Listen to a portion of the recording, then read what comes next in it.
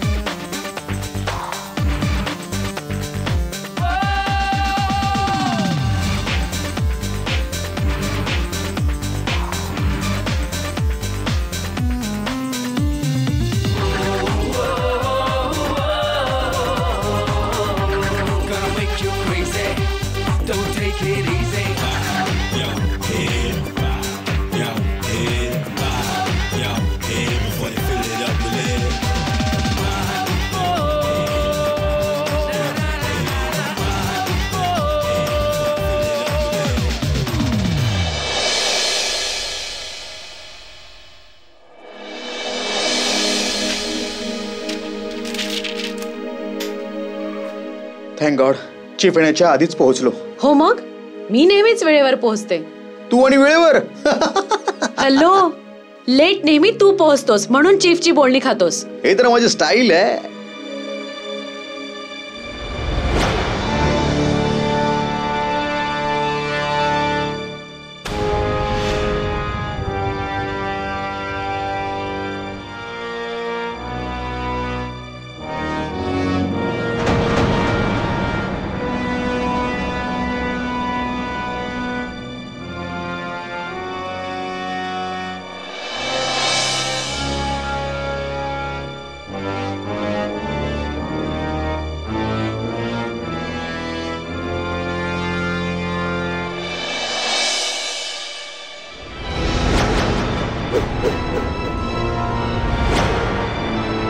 Oh my God,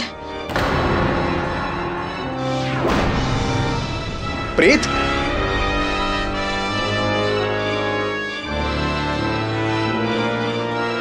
हे प्रेत इथे आलं कसं? शायना, मला वाटतं आपण चीफला इन्फॉर्म करायला हवं. अरे बाबा, कोणाला काय इन्फॉर्म करायचंय? चीफ, इथे प्रेत आहे.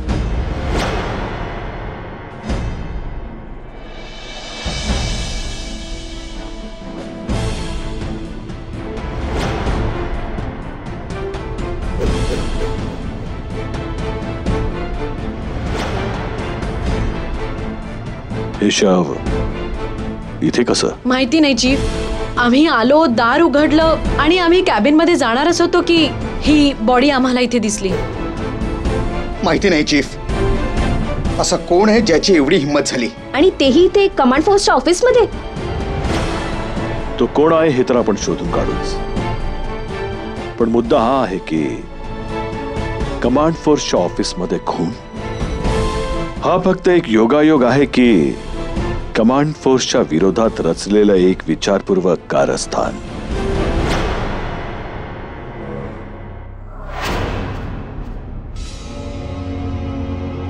खिडक्या तर बंद आहेत, दरवाजाही लॉक्ड आहे, चाव्या तर आपल्याकडे आहेत. मग ही मुलगी आली कुठून? आणि खुनी खून करून बाहेर कसा गेला माहित नाही. तेच तर कळत नाहीये ना. हा गुंता तर आपण सोडवणारच आहोत, पण सगळ्यात आधी या शवाची ओळख पटणं खूपच गरजेचं आहे. कॅरल, हिच्याकडे एखादा कागद किंवा आय कार्ड आहे का बघ. त्यावरून आपल्याला हे कळेल की ही व्यक्ती, ही मुलगी आहे तरी कोण. Yes chief.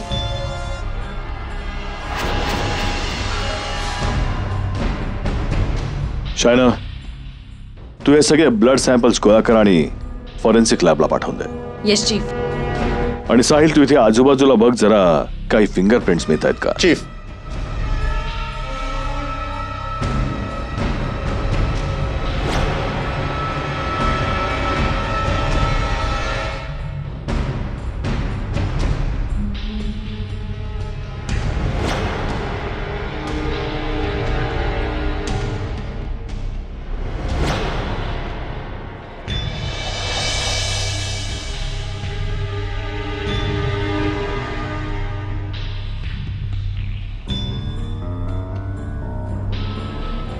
कॅरल, काही मिळालं?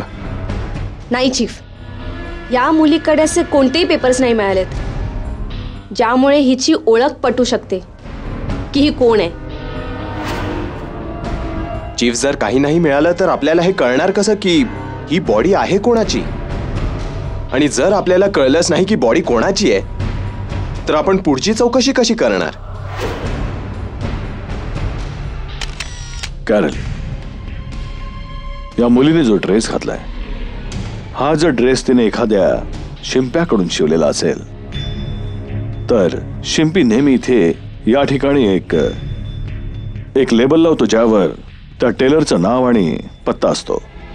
बघ जरा मिळेल काहीतरी.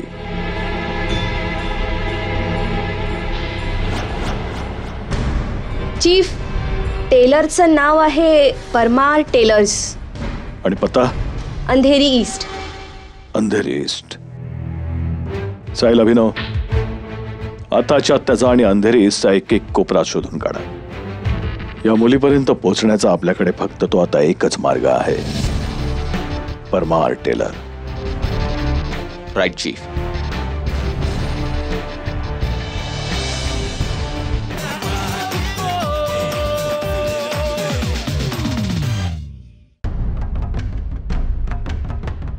Parmar ladies teller.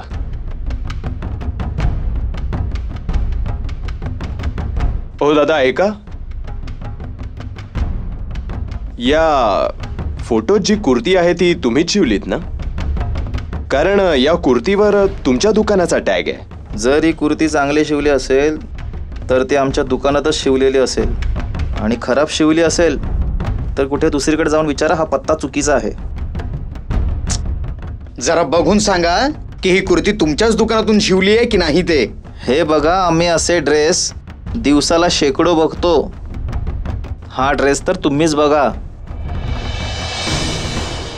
हे बघ, मुकाट्याने सगळं सांग, नाहीतर कानाखाली असा आवाज काढेन की आपोआप सगळं भडाभडा ओकशील. हे काय करताय तुम्ही? काय गुंडगिरी आहे? कोण आहे ते लोक? आम्ही कमांड फोर्स मधून आलोय. Command force?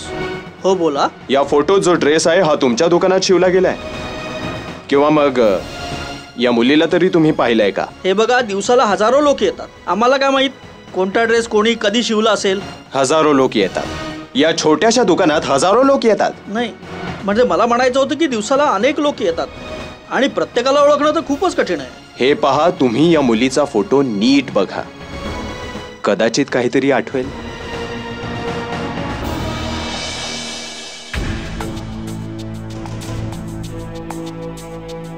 माझ्या दुकानात हजारो लोक येतात. म्हणजे मला असं म्हणायचं की बरेच लोक येतात. तेव्हा हे सांगणं अवघड आहे की कोणी कधी कोणता ड्रेस शिवला. हो, म्हणजे तुम्ही तुमचे वाउचर्स, आय मीन तुमच्या हिशोबाच्या वहीत कपड्याचा एखादा तरी सॅम्पल लावतात, तुम्ही लावतात ना? हो सर.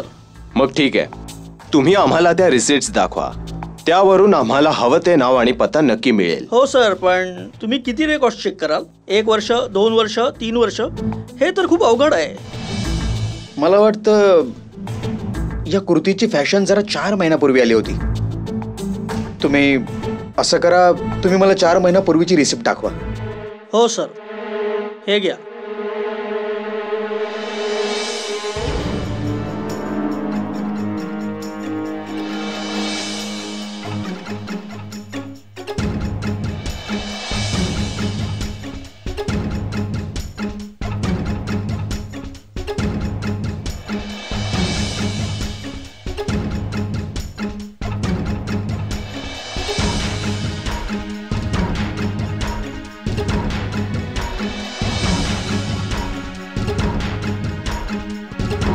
मिळालं. काय मिळालं? मुलीचं नावही आणि तिचा पत्ताही. हा, नाव काय तिचं? अक्षरा.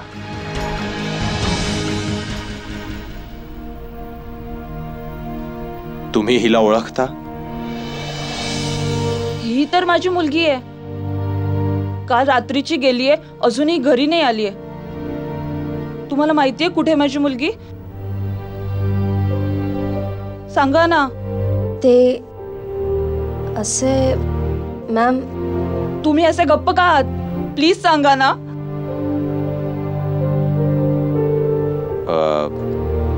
तुमच्या मुलीचा कोणीतरी खून केलाय. काय? हे शक्य नाही. कसं शक्य आहे? कालच तर माझ्या मांडीवर डोकं ठेवून म्हणत होती की आई, माझी सगळी स्वप्न पूर्ण होणार आहेत. तिला असं अचानक कोण मारू शकतं? तिला काहीही झालेलं नाहीये. नाही. मॅम, हे बघा, तुम्ही सावरा स्वतःला, आणि आम्ही खोटं का बोलणार? हे खरं आहे की तुमच्या मुलीचा खून. पण माझ्या मुलीला कोण मारेल? तेच तर आम्हाला शोधायचंय. हे बघा, तुमच्या मुलीच्या खुन्याला शोधण्याचा आम्ही कसून प्रयत्न करतोय. तुम्हाला नाही वाटत की तुमच्या मुलीच्या खुन्याला शिक्षा व्हावी? का नाही वाटणार मला? आम्हालाही वाटतं की तुमच्या मुलीचा खुनी लवकरात लवकर पकडला जावा आणि त्याला कठोरात कठोर शिक्षा व्हावी. पण त्याकरता आम्हाला तुमच्या मदतीची गरज आहे. तुम्ही आम्हाला मदत कराल ना? मग सांगाल की तुमच्या मुलीचा कोणी शत्रू वगैरे होता? त्या बिचारीचा कोण कशाला शत्रू असणार आहे? ती तर बिचारी खूप साधी सुधी मुलगी होती. जरा विचार करून सांगा, तुमचा कोणावर संशय आहे? काय विचार करू? काय सांगू? त्या बिचारीचा कोण शत्रू कसा असेल? बरं, तुम्ही म्हणालात की काल रात्री तुमची मुलगी कुठेतरी गेली होती. कुठे गेली होती ती? ती तिची मैत्रीण, खूप खास मैत्रीण प्रियाच्या घरी गेली होती. प्रिया. आता हे प्रियाच सांगू शकते की खुनाच्या आधी ती कुठे गेली होती. शायना, काय झालं? त्या शवाचा फॉरेन्सिक रिपोर्ट मिळाला? चीफ, मी फॉरेन्सिक रिपोर्ट आत्ताच वाचला. ते रक्त अक्षराचं आहे, पण खुन्याने एकही पुरावा नाही सोडलाय. ही केस जास्तच गुंतागुंतीची होत चाललीये. चीफ, मला वाटतं आपल्याला पुन्हा त्या खोलीची तपासणी करायला हवी. तू बरोबर बोलतोय साहिल. Let's move.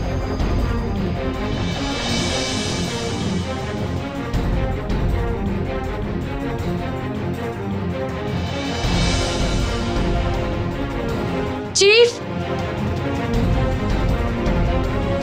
चीफ, हे बघा, या कडीवर आणि बाहेरच्या बाजूने काही ब्लड स्पॉट्स मिळालेत. शायना, बाहेर जाऊन बघ खिडकीच्या बाहेर भिंतींवर किती ब्लड आहे ते. Yes chief.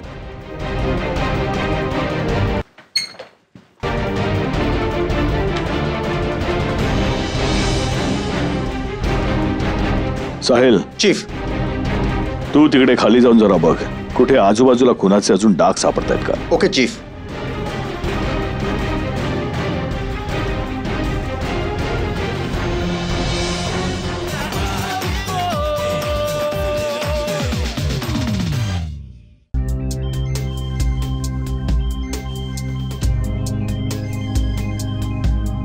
चीफ, हे बघा, ही कडी आणि बाहेरच्या भिंतीवरच ब्लड स्पॉट्स आहेत. That's it.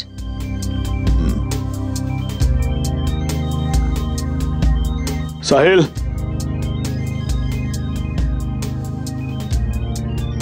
काय सापडलं? इथे पायऱ्यांच्या खाली आणि आजूबाजूला कुठलाच डाग नाहीये. अच्छा, म्हणजे रक्त फक्त खिडकीच्या कडी आणि खिडकीच्या बाहेरच्या भिंतींवरच आहे. त्यानंतर इथे पायऱ्यांच्या आजूबाजूला किंवा पायऱ्यांवर एखादाही खुनाचा डाग नाहीये. मला वाटतं याचा अर्थ स्पष्ट आहे की ती मुलगी खुन्यापासून बचाव करण्याकरता इथपर्यंत आली असावी.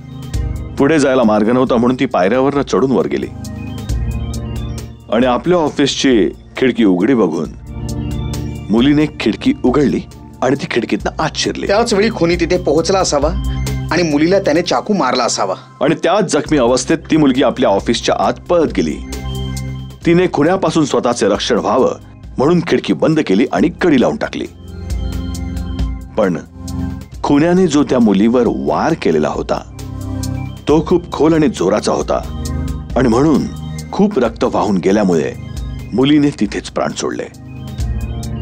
मला असं वाटतं की ऑफिसच्या मागच्या या सामसून गल्लीची जर आपण कसून तपासणी केली तर नक्कीच आपल्याला काहीतरी पुरावा मिळेलच. Let's go.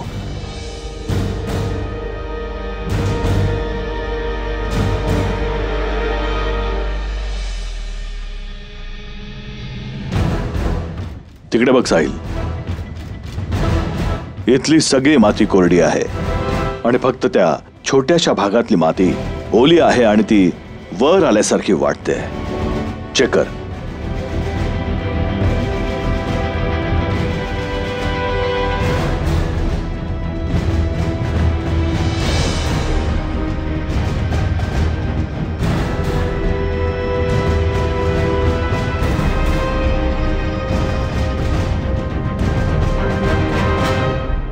चीफ, हे बघा.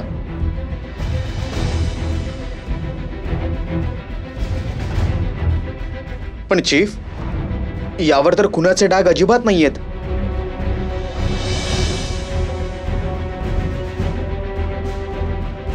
खुनी खूपच चालाक निघाला. त्याने खुनाचे डाग पुसलेत आणि बोटांचे ठसेही पुसले असतील ना.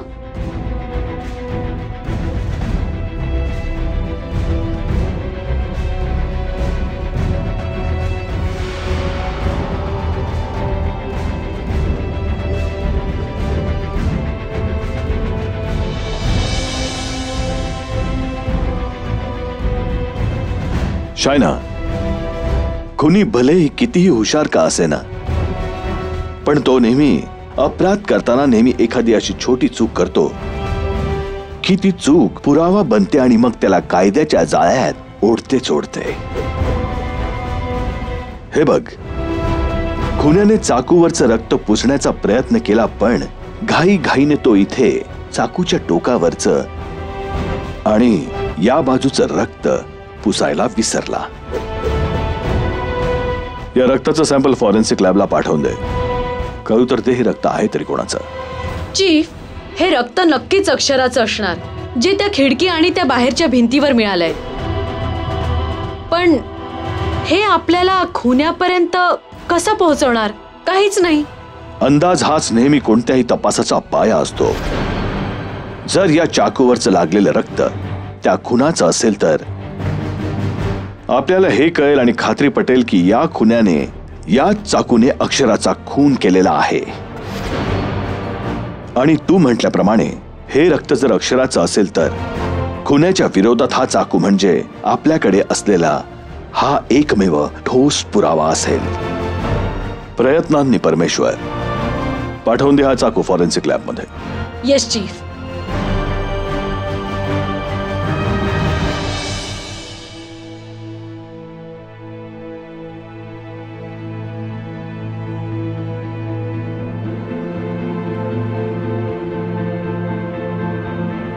चीफ. शायना, त्या चाकूवर लागलेल्या खुनाचा फॉरेन्सिक रिपोर्ट आला. रिपोर्ट माझ्या जवळ आहे चीफ. रक्त अक्षराचंच असेल. Yes chief. याचा अर्थ असा की तुझा अंदाजा अगदी बरोबर ठरला. माझ्या अंदाजाबरोबरच तुमचा संशयही खरा ठरला. म्हणजे हे की त्या चाकूवर अक्षराच्या रक्ताबरोबरच आणखी एका व्यक्तीचं रक्तही होतं. ओ, याचा अर्थ हा की या चाकूने एक नाही तर 2 खून करण्यात आले होते. एक शव अक्षराचं जे आपल्या कमांड फोर्सच्या ऑफिसमध्ये सापडलं होतं, पण दुसऱ्या शवाचा अजूनही पत्ता लागलेला नाही. ही केस तर गुंततच चाललीये. गुंतागुंती जितकी वाढते, सोडवण्यातली गंमतही तितकीच वाढते. खूप दिवसांनी अशी केस आली आहे ना. आमच्या कमांड फोर्सच्या ऑफिसमध्ये एक शव, एक चाकू, दुसऱ्या शवाचा ठाव ठिकाणा नाही आणि खुनी फरार. खेळ खूप बिकट आहे आणि खेळाडू पण चालाक. आता येईल खेळाला खरी रंगत आणि आपल्या चालीचा परिणाम लवकरच समोर येईल.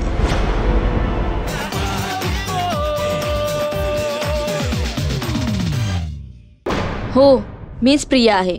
बोला, काय विचारायचं आहे तुम्हाला? तुम्ही अक्षराला ओळखता? हो, ती तर माझी खूप चांगली मैत्रीण आहे. मैत्रीण आहे नाही, होती. काय? तुमची मैत्रीण अक्षराचा कोणीतरी खून केलाय. असं कसं शक्य आहे?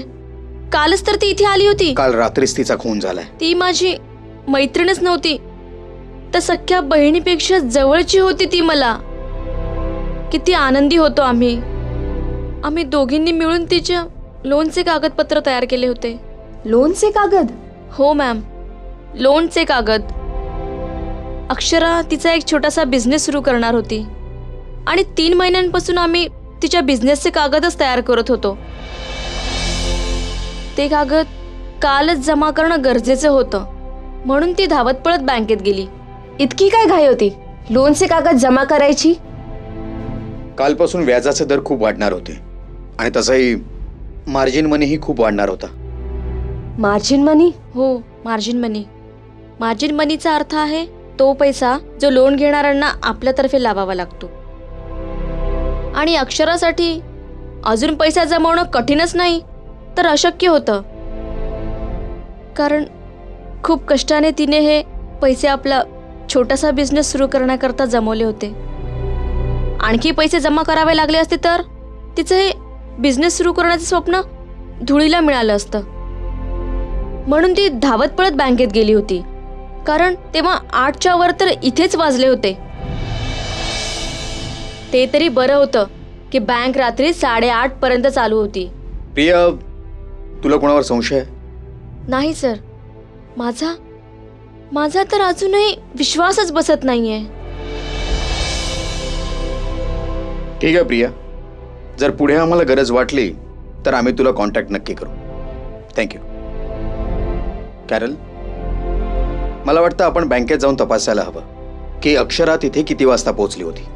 आणि मला खात्री आहे की या केसची पुढची साखळी बँकेतूनच मिळेल.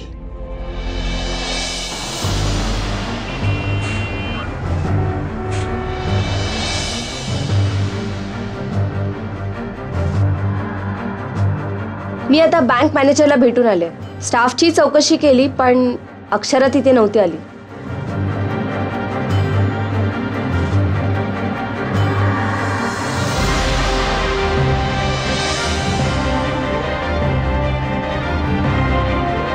चीफ, नुकताच कॅरलचा फोन आला होता. ती सांगत होती की अक्षरा बँकेत पोहोचलीच नाहीये. पण हे कसं शक्य आहे? अक्षराची मैत्रीण प्रियाने सांगितले की अक्षरा तिच्या घरातून बँकेत जाण्याकरता बाहेर पडली होती. अक्षरा जर त्या दिवशी बँकेत पोहोचली नसती तर दुसऱ्या दिवशीपासून व्याजाचे पैसे आणि मार्जिन मनी वाढणार होता, म्हणून अक्षराचं त्या दिवशी बँकेत जाणं खूपच गरजेचं होतं. मग अक्षरा त्या दिवशी बँकेत गेली का नाही? चीफ, ती बँकेत का नाही गेली ते तर माहीत नाही, पण प्रियाच्या मते ती तिच्या घरून बँकेकरताच निघाली होती. अभिनव, याचा अर्थ हा आहे की अक्षराच्या बाबतीत जे काही घडलं ते तिची मैत्रीण प्रियाचं घर आणि बँक यांच्यातल्या मार्गावरच घडलं. आपल्याला त्या रस्त्यावरच्या प्रत्येकाची चौकशी करावी लागेल आणि त्या रस्त्याची कसून पाहणी करावी लागेल. शक्य आहे कोणी असा होता ज्याला वाटत नव्हतं की अक्षराला लोन मिळावं. कदाचित म्हणूनच त्याने अक्षराची हत्या केली. पण शायना असंही होऊ शकतं ना की कोणी अक्षराला रागाच्या भावनेने मारलं असेल. तसं म्हटलं तर वाटेल ते होऊ शकतं, पण आपल्याला सत्य शोधून काढायचं आहे. अक्षरा तिची मैत्रीण प्रियाच्या घरून निघाल्यानंतर बँकेत गेलीच नाही. तिचा खून झाला आणि तिचं प्रेत आपल्या या कमांड फोर्सच्या ऑफिसमध्ये सापडलं. आपल्याला त्या रस्त्याची नीट कसून झडती घ्यावी लागेलच. All right chief.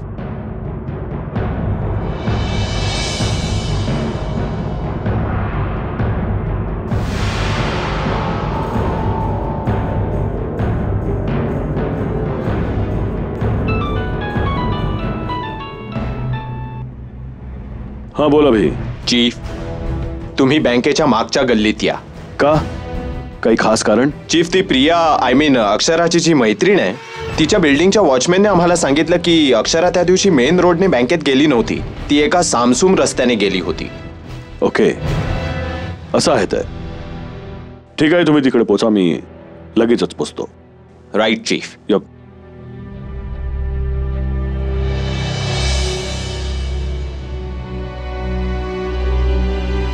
काही मिळालं? चीफ, आम्ही हा सगळा भाग नीट तपासलाय. इथे काही नाही मिळालं. बस हे एक रिकामं गॅरेज चेक करायचं राहिलंय. Let's move.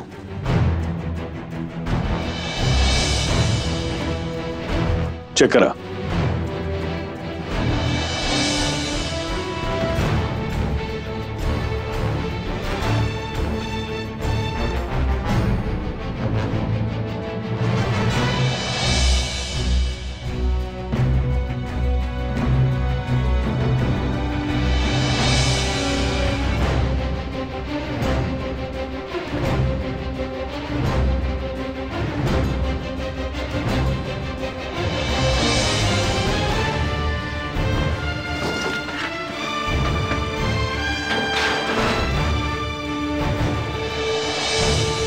चीफ, इथे तर काहीच नाही मिळालं.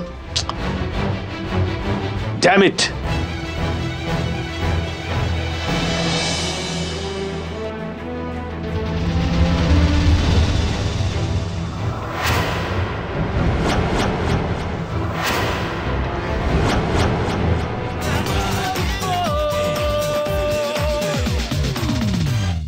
चीफ, इथे तर आणखी एक प्रेत मिळालं.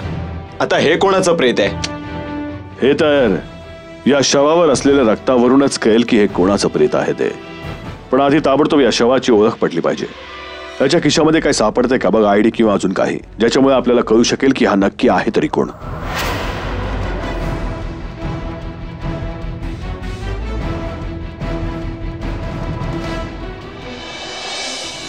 चीफ, हे व्हिजिटिंग कार्ड मिळालंय.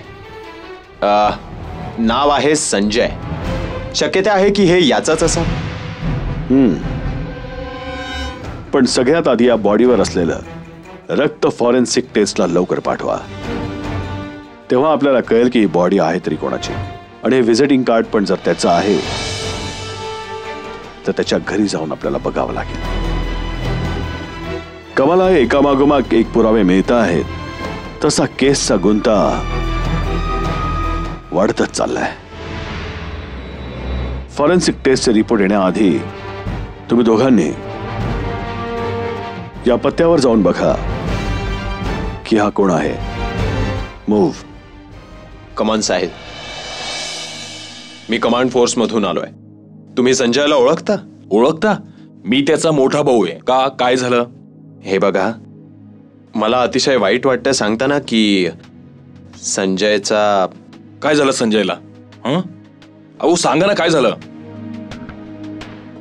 तुम्ही बोला ना, काय झालंय? संजयला काय झालं? संजयचा खून झालाय. काय? हे काय बोलताय तुम्ही? तुम्ही खोटं बोलताय. माझ्या भावाला उगाच कोणी का मारेल? तेच तर आम्हाला शोधून काढायचंय की त्याला कोणी मारलं आणि का मारलं. हे बघा, जे व्हायचं होतं ते झालं, पण तुम्ही आम्हाला मदत नक्की करू शकता त्या खुन्याला पकडण्यात. तुम्ही आम्हाला हे सांगू शकाल की संजयचा कोणी शत्रू होता का? ते शत्रू? त्याचा शत्रू कोण असणार आहे? तुमचा कोणावर संशय आहे? संशय? मी कोणावर संशय घेऊ?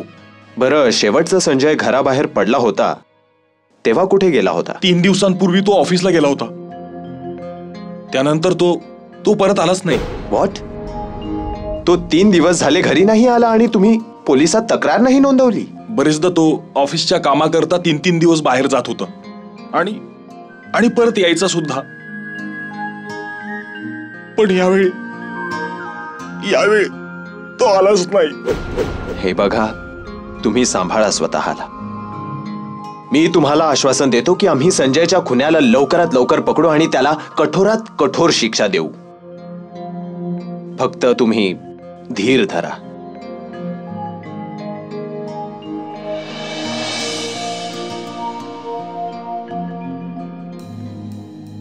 हॅलो चीफ, संजयच्या घरी मी आताच विचारपूस केली.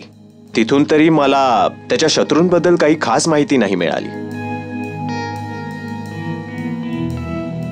त्याच्या ऑफिसात जाऊन बघू, कदाचित तिथून आपल्याला काही माहिती मिळेल. Excuse me. येस, आम्ही कमांड फोर्स मधून आहोत.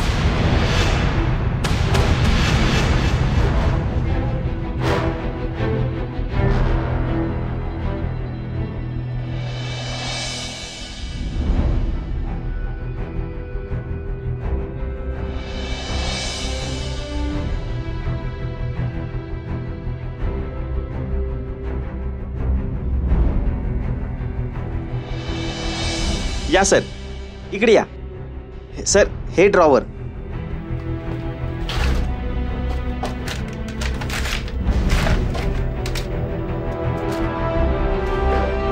सर, हाच तो कागद आहे ज्यावर तो लिहित होता. करीम शेख, खाऊ गल्ली. करीम शेख, खाऊ गल्ली. हा पत्ताही जवळपासचाच आहे. मला वाटतं की हा खुनी नक्कीच करीम शेखच आहे. साहिल, चीफ. ताबडतोब या पत्त्यावर जा आणि करीम शेखला असेल तसा उचलून घेऊन ये. All right chief. गो.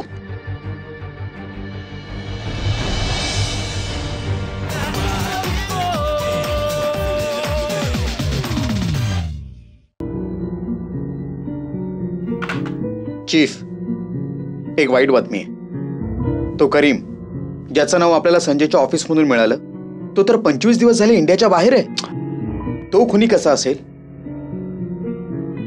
पण हो, हे शक्य आहे की करीमने हे खून दुसऱ्याकडून करून घेतले असतील आणि कोणाला संशय नको यायला म्हणून इंडियाच्या बाहेर गेला असेल. शक्य आहे साहिल. आता या केसमध्ये काहीही शक्य आहे. पण एक खरं की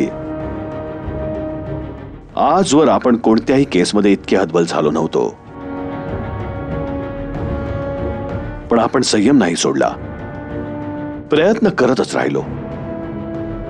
साहिल, आपण जेव्हा त्या बँक मागच्या निर्मनुष्य रस्त्यावर गेलो होतो तेव्हा तिथे एक चहाचं दुकान दिसलं होतं जे बंद होतं. आज परत जा आणि जर ते दुकान उघडं असेल तर ते चहावाल्याकडे विचारपूस कर. All right chief.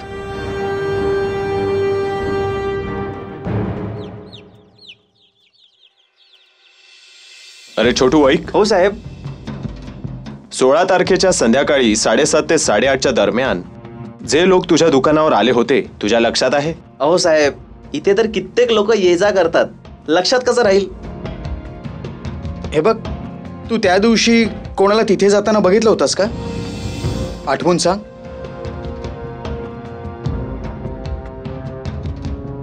हे बघ, जर तू आम्हाला सांगितलंस ना तर यात तुझाच फायदा आहे.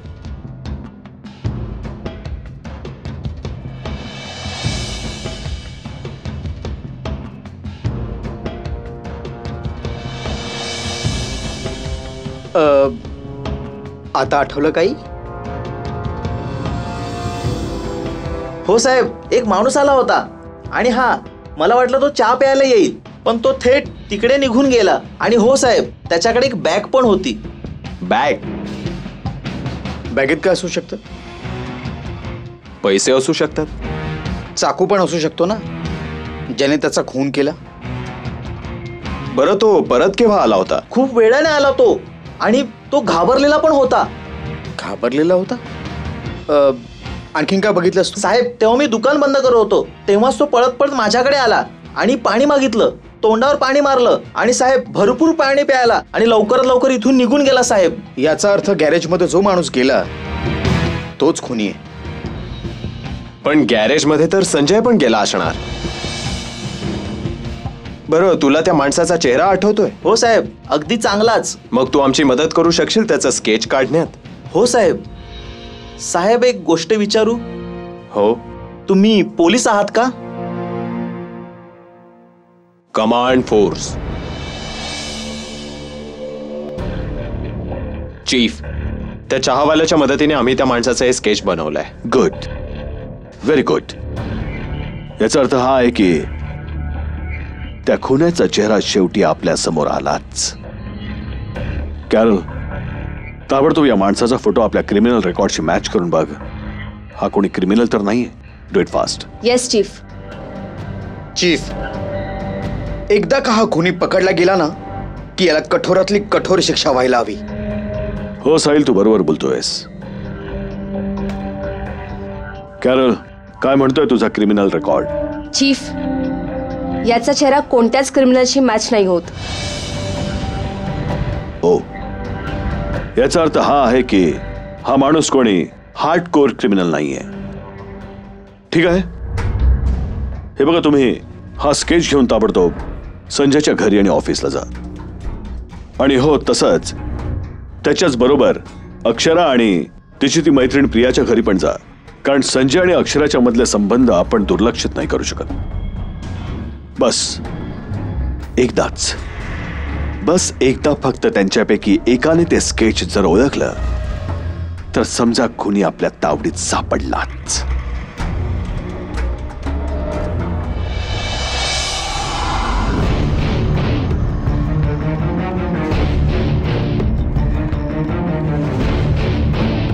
तू या माणसाला कधी बघितलंयस? नीट बघून सांग, विचार करून सांग. तू याला कधीतरी भेटली आहेस? नाही सर, मी याला आधी कधीच नाही पाहिलं.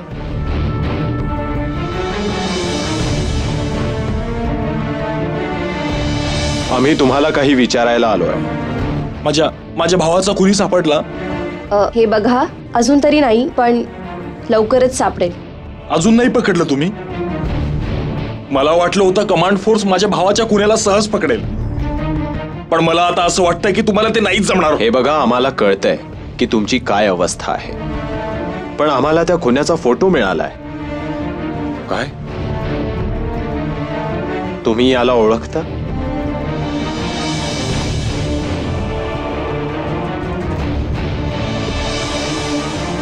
नाही, मी याला नाही ओळखत.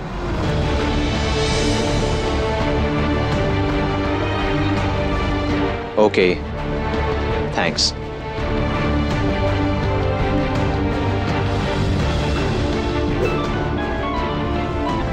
बोल अभिनव. Hello chief. संजयचं घर, त्याचं ऑफिस, अक्षराचं घर सगळीकडे विचारून झालं, पण कोणालाही खुन्याबद्दल काहीच माहिती नाहीये. बरं, आता तुम्ही ऑफिसला परत या, मग पुढचं बघू. Okay chief.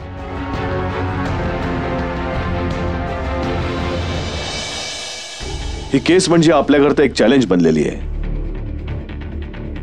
परिस्थिती अशी आहे की समोर धुकं पसरलंय, अंधारही आहे आणि आपल्या हातून टॉर्च हरवलेला आहे. पण तरीही काहीतरी मार्ग आपण त्यातून नक्की काढू. आता आपल्याकडे फक्त एकच मार्ग आहे. त्या खुन्याचं संजयशी कधी ना कधी फोनवर बोलणं नक्कीच झालं असेल आणि संजयच्या टेलिफोन रेकॉर्ड्स मधून आपल्याला त्या खुन्याचं नाव, पत्ता, सगळं काही मिळू शकते. बस ताबडतोब जा आणि संजयचा टेलिफोन रेकॉर्ड काढा.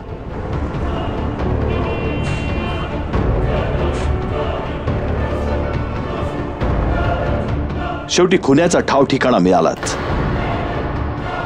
हे खुन्याचं नाव आणि पत्ता. बस आता ही शेवटची चाल आणि मग शह आणि मात.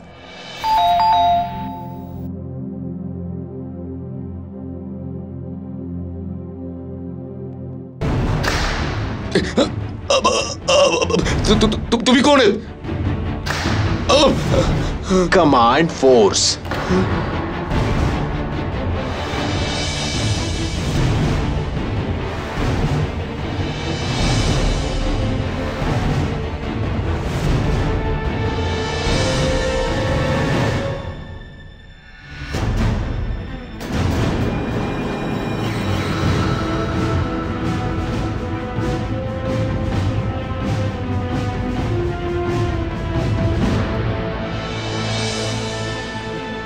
आता बोल दिनेश वर्मा, हे सगळं तू का केलंस? बोल.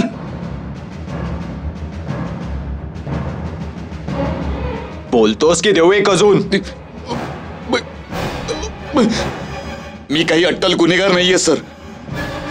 सर, मी खूप मोठा माणूस बनायचं स्वप्न घेऊन या शहरात आलो होतो, पण पैसे नाही कमवू शकलो. मला पैशांची खूप गरज होती आणि मी नेहमी बघायचो की माझ्या बॉसच्या लॉकरमध्ये नोटांची बंडलं पडलेली असायची.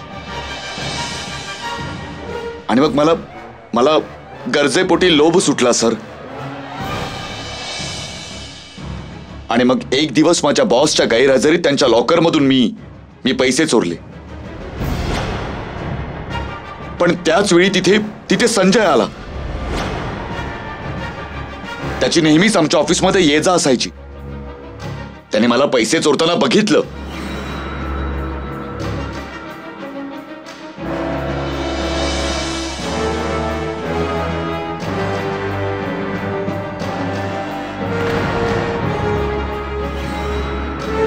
मग मी संजयला पैशात भागीदार होण्याची ऑफर दिली.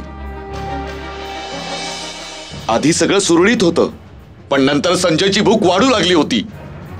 त्याने मला वैतागून सोडलं होतं. एके दिवशी मी ठरवलं, आता याचं तोंड पुन्हा उघडण्याआधी कायमचं बंद करायला हवं. आणि मग मी त्याला फोन करून एका निर्जन स्थळी बोलवलं.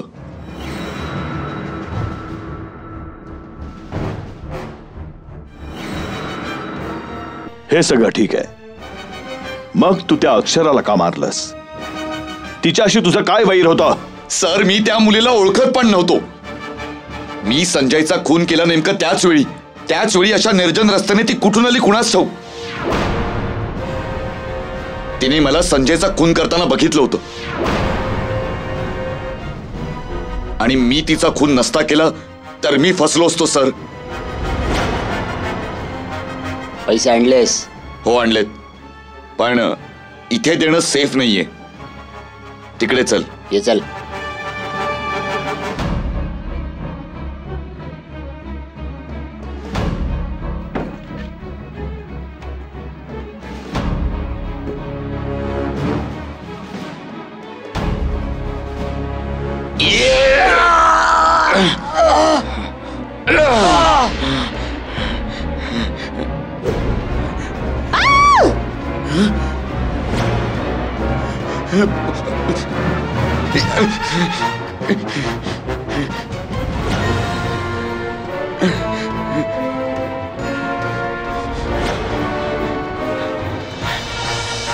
आणि मग मी तिचा पाठलाग केला.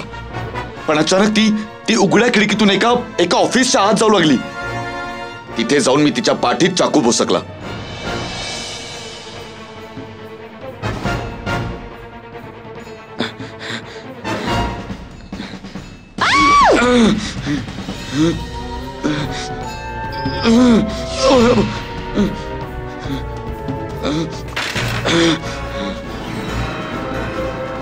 आणि मग तू तो चाकू मातीत लपवून ठेवलास आणि तू पळून गेलास.